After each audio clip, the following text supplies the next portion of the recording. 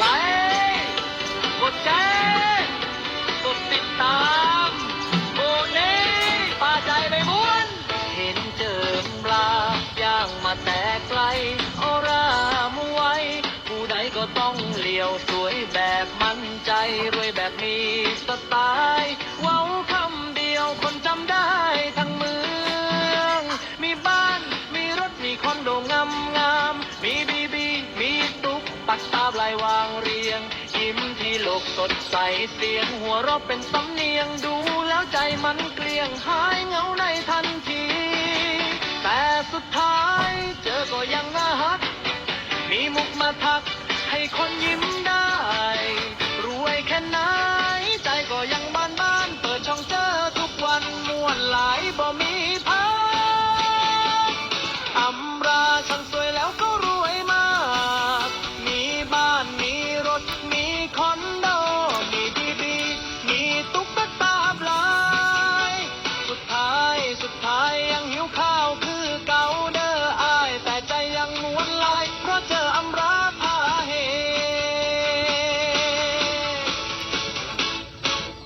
อำราราชินีแห่งท้องทุ่งเปิดช่องปุ๊บใจมันคึกคักทันทีกดติดตามไว้เด้อคนดีเจออำราช่องนี้มีแต่ความม่วนอำราอำราสวยรวยหาม่วนบ่คือไผราชินีแห่งท้องทุ่งกดติดตามไว้แล้วมาม่วนไปน้ำกัน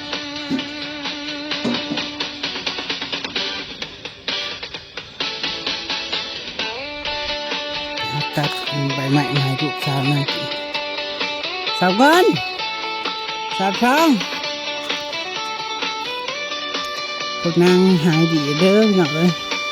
ลูกสาวนางปลอดภัยแล้วจ้ากะสวัสดีจ้ามาตะบันนางตุยๆยังกับแม่บริกินข้าวหนึ่งข้าวเหนียวแต่โดนแล้วพี่น้องบริพวกนางกินข้าวละข้าวยันข้าวบ่พอกินปีจะคิดเฮ็ดหน้าแล้วบ่ได้เฮ็ด ก็เลยบ่ได้กินข้าวหนึ่งมาดนแล้ว แต่ยังจื้อแม่อยู่เอิ้นกะคานอยู่เอิ้นกะตอบอยู่พวกนางอิ่มจ้ะอิ่มเห็นบอกอุยอยู่นางตัดกิ่งใบไม้มาให้พวกนางแหนพี่น้องนั่นมาสีแม่เลยมาเบียดแม่เลยมาแอวเลยอยากกินยังดิมาต่ำมาซนแม่ไอแฮนเบิดแม่จะเอาอันนี้ไปเด้อนางเอามาให้พวกนางแหนพี่น้องนางจะเอาไปอันแซมมันบวบนางมองทางเขาแหละจะเอากิ่งมาเอากิ่งงามันแซมนะตัวมันห่างตัวมันกำลังขึ้นนะดิก็เลยให้พวกนางจัดการอันใบมันให้ต้องปีนขึ้นมาให้พวกนางแหนจัดการลูกจัดการให้แม่หน่อย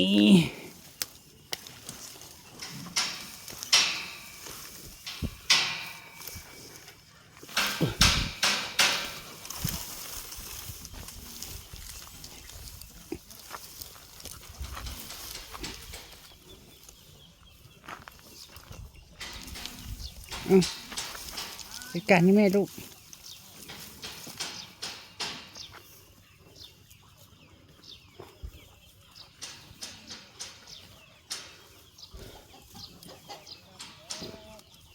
สนะเห็ดขอกงัวลัดมานี่เลยเห็ดหัวเฮือนชุบเพิ่นก็เลยเห็ดตรงมานี่เลยพี่น้องพายดุนเห็ดตรงลัดมานี่เลยจ้ะเห็ดตรงลัดมาลัดติดมานี่เลย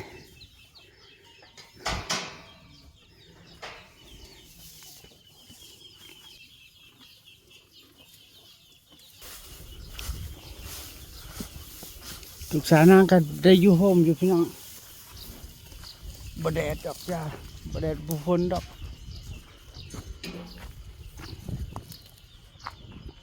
นางใบก่อยมาพี่น้อง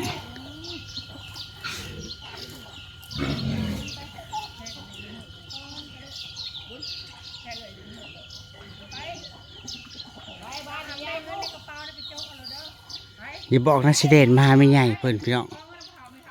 เห็นลงตลอดมาพระเห็นโอ้ยสิไปใช้เฮ้ยสิไปใช้สิไปใช้เออครับ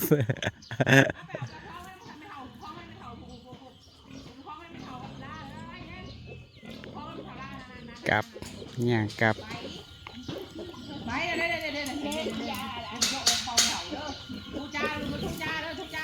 มาอีกอะไรเพื่อมาอีกอะไร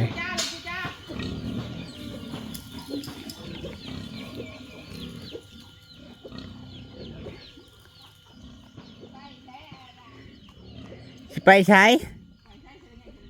เฮ้อสิไปใช้สิไปใช้มานี่มานี่มาเร็วๆมาสวัสดีปะลุงก่อนอย่าไปหาจับอย่าไปหาจับเบี้ยขี้ไก่เหม็นมาพี่มานี่กินขนมเดี๋ยวพี่มาพี่โอ้ยคันได้พอเล็กพอหลาพอได้เล่นเลยมาเพียมาโอ้ยสินี้ปลาก่อนนะสิไปปลาก่อนสิไปใส่เอามาเลยหากระเป๋าเลยพี่น้องเอ้ยสิมาค้นหายังกระเป๋าไม่ใหญ่มันสิมีอีหยังกระเป๋าไม่ใหญ่ฮะค้นหากระเป๋าไม่ใหญ่ค้นหาหยังค้นหาหยังกระเป๋าไม่ใหญ่ก็ขาดเลยค้นหาหยังคนหาหยัง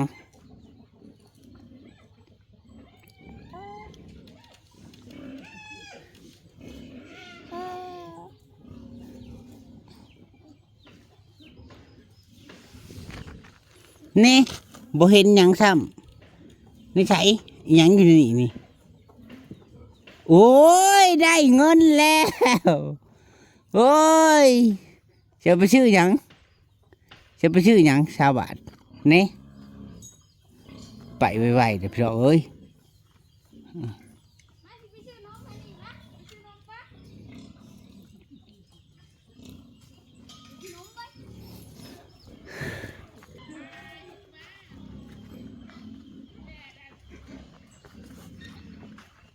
เนี่ยไปวงสองเดี๋ยวจะมาหลักใหม่ไปเฮ็ดค่ะมักทรโอ้น้ำในน้องกับพ่อสำนีนี่แหละพี่น้องตกฝนตกทั้งคืนกันแล้วทำนี่แหละน้ำได้สำนีแหละ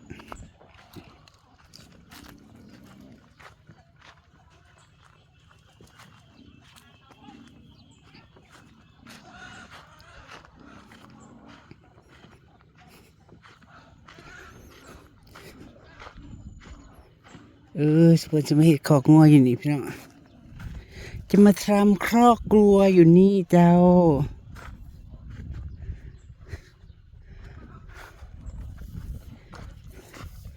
โอ้ยอยากงงกับคอกงัวเพิ่นในท้องตรงกลางเพิ่นจะปล่อยโล่งทุกไซนี่นะฮะแม่นบ่ฮะกลางกับมุ้งบ่ใช่เป็นแบบกรุ๊ปบ่เสร็จเป็น2 สั้นนะพี่น้องเสร็จเป็น2 สั้นใหญ่ลงมาอีกใหญ่คอกงัวจากจุดเก่าจากมหันลงมาพี่กาพอละนี่ชิโตอีกแตกตาชิโตอีก3พี่น้อง2 4 6 ตาเพิ่นชิโตอีก3 ตาที่เห็ดหัวออกไว้ได้ไปแล้ว3นะจ๊ะนี่แหละน้ำซ้ำนี่แหละพี่น้องที่พ้นตกเมื่อคืนนี่ก็เลย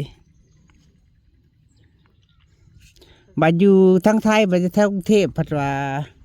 เห็นเขาเจ้าเม่นอยู่พอตกซุมื้ออุเนาะปีทั้งปีหังกระตกแห้งเมื่อคืนนี่เนาะซ้ำเท่านั้น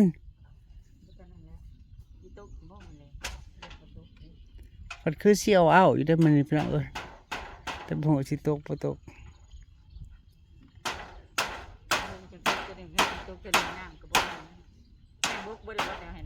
น้ำในน้องก็สิพอให้นะจักให้น่ะก็ได้พอดีอยู่แล้วเนาะเขาตกไวน่ะพอตกกายดอกส่วนของยายลีน่ะบ่ยากแล้วเนาะเพิ่นแล้วยายลีเพิ่นแล้ว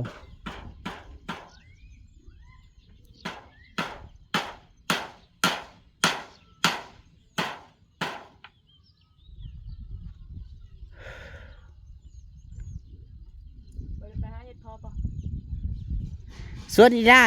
โทรถามมันว่าชูมันไปหาเฮ็ดบอกโอ้ยฝนทางกระโตกคือกันมันว่า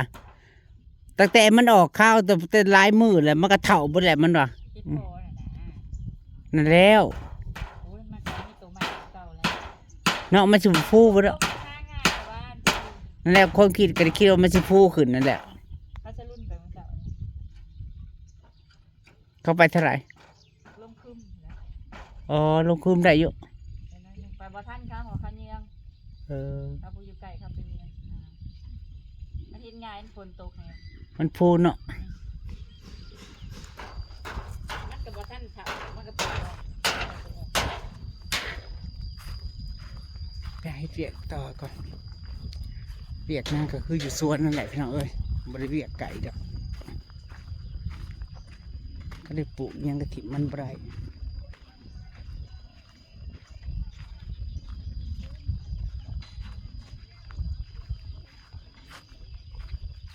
เติบดึงพี่น้องเอ้ยเฮ็ดหัวเฮ็ดเท้าพวกนางหังก็แล้วจัดแจงพวกนางพี่น้องพวกยอดพวกนางเด้จัดแจงให้พวกนางเลี้ยงขึ้นตามลำดับทางลำดับเอามามัดผูกใช่ไหมแล้วก็เกยใช่ไหมเนาะมองได้มันห่างมองได้มันทีนะก็มัดใช่ไหมเด้ครับดึงพวกนางหูจักลำตามระเบียบจัดระเบียบพวกนางค่ะจัดระเบียบพวกนางขึ้นมาตามข้างใหม่ที่จัดแจงนะคะพวกนางจะได้เป็นระเบียบ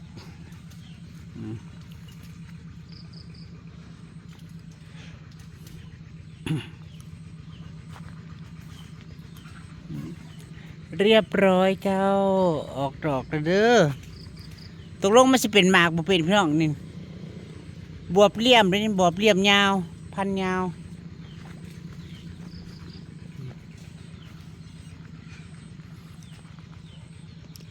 นี่แหละแต่โหพวกนางสียืนยาวเท่าไหร่เนาะสิได้พ่อปีอยู่บ่ล่ะสิบ่เอ็นเชดลงบ่ล่ะถ้าเบิ่งพี่น้องอุโมงค์บวบนางสิเป็นจังไดทางเขานี่ก็จะเป็นอุโมงค์ดอกกระดาษเจี้ยนะกำลังงามกำลังแตกยอดขึ้นมาฟังละ2-3ก่อก็ฟังนะความคิดนางถ้านางถอดยอดขึ้นมาเนาะนางสิจัดเกี่ยวเป็นอุโมงค์ใส่โครงเล็กขึ้นมาให้นางตอนนี้ให้นางพวกนางถอดยอดก่อนนี่พวกบุกนางตัดมือเช้านี่แปลนเติร์ดน้ำเต็มคลองเลยพี่น้องเต็มคอละ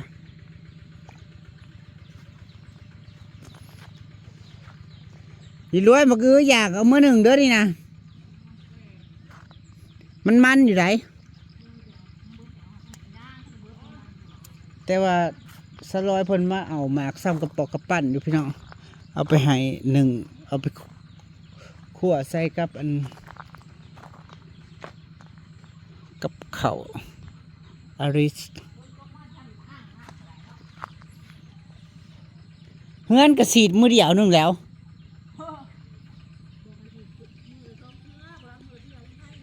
นางสีเธอเดียวแต่ฮะ นางสีเธอเดียว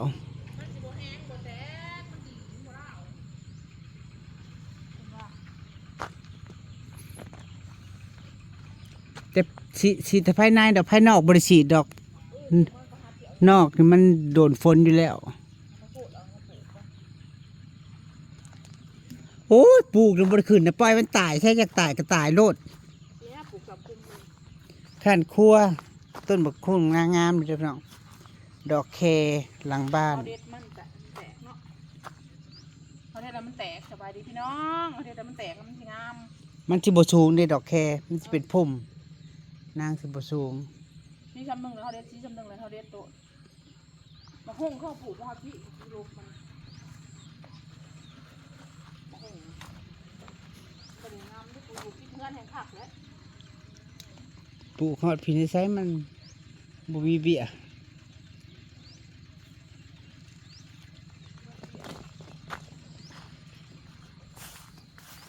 มักแต่งเป็นแล้ว โอ้ยเป็นแล้วยางติดไปเลย คงจะรวยเป็นเลยนะพี่น้องบัตรของนางเพื่อจะเกิดจากเบี้ยดิ โอ้ยกินได้หมาเลยนี่มาแต่งนี่นี่มาแต่งนี่ไม่ได้มาแต่งเขาหน่อยนะอยากจะไปตามกินแล้วนี่มาแต่ง พอดีต่ำพอดีซ้ำแคนพี่น้อง เด้มานี่มาแต่งนี่ติดเลยนี่ช่องเด้หนึ่งเด้หมดมาได้งามหมดนะนี่มาแต่งไล่หมากันเลยนะมันแก่เลยมันแดดนะเพราะบริโภคหน้ามันกระดานกระดองทำพ้นตัวก็เลิกค่าอยู่มันชุ่มแบบนี้ นี่มันแหละ นั่งกับงามเลยนี่ดินนี่ มันแหละ ลงไปนี่ นางปล่อยพวกนางรามเคลื่อนบริกินดอกพี่น้องข้าวโพดนางคั่วบ่ได้ดอกของคุณแม่น่ะเพียงหัวเข้าเลยรุ่นเดียวกันนี่ดินมันเป็นน้ำดินผสมหินแน่นี่สิไปคั่วน้ำใดจ้ะมันบ่ขึ้นคั่วมันสิขึ้นบ่มีเวลาคั่ว คั่วดอกแบบนี้นะจริงๆ อีรวยว่ามันบ่เป็นตะคั่วตะกี้ทั้งสดๆนะงามอยู่ยังสิเกิดก็เกิดปลูกพ่อไว้ดินแปะดินเป้า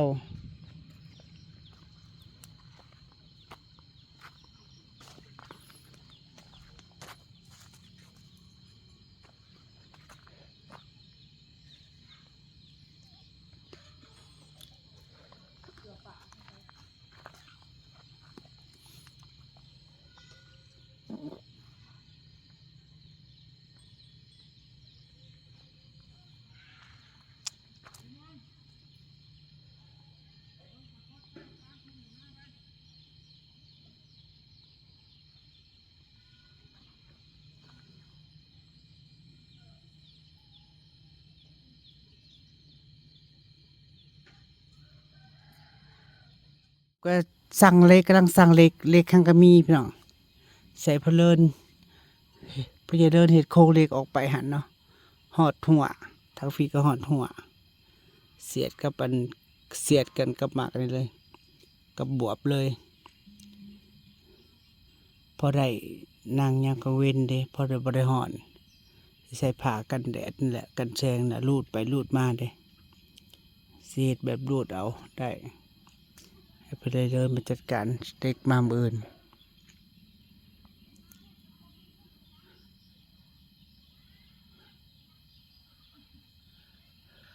ให้บ่มีลูกมีเต้าก็เฮ็ดไปแล้วเพื่อตัวเองนะพี่น้องเนาะเป็นเรื่องที่ดีจ้ามาถึงจุดนี้ได้ว่าสุดยอดแล้วนะอำมาลาเธอเก่งย่องตัวเองจ้าก็ยอดอ้ายแล้วทุกคนแหละซีทุกคนที่คอยสปอร์ตการดูไม่ข้ามโฆษณาขอบใจขอบพระคุณเป็นอย่างยิ่งเลยจ้าก่อนขอบคุณทุกคอมเมนต์ขอบคุณทุกกำลังใจเจ้าโดยสบายดี